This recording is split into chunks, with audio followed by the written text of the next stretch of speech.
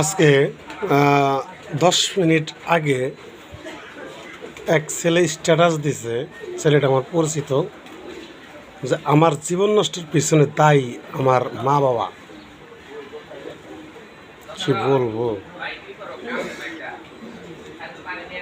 আজ অব্দি আমার চোখে পেছে নাই বা পড়ে নাই যে কারো মা বাবা ছেলে সন্তানকে নেশা করতে বলে অথবা স্কুলে পাঠান থেকে বিরত রাখে।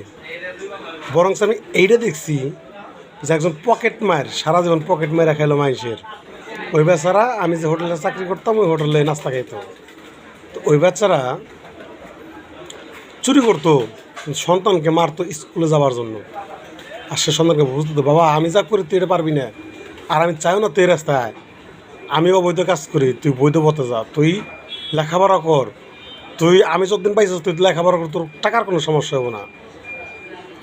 ও দূর দূরান্ত থেকে পকেট মেরে ছিনতাই করে আইনে ফ্যামিলির খাওয়াইতো, সন্তানের পাও ধরে চিক করবার, তো বাবা নেশা করিস না, অনেক পরিশ্রমের টাকা, তুই নেশা করিস না, তুই খা, স্কুলে যা। আজ যদি আমার চোখে পড়ে নেই কারো বাবা মা সন্তান স্কুল পাঠান থেকে বিরত রাখে বা সন্তানের কোদোয়া দেয়, ওই মাদারস, তোর বাপে মায়ে তোর নিয়ে কত কষ্ট করছে এটা আমি জানি। আর আজকে তুই বাপ মায়ের দোষ দিয়ে স্ট্যাটাস দেশ। হ্যাঁ, তুই নেশা করতে করতে নিজের জীবনটার বাদ করে ফেলাইছস, এটা তোর ভুল, এটা তোর ভুল।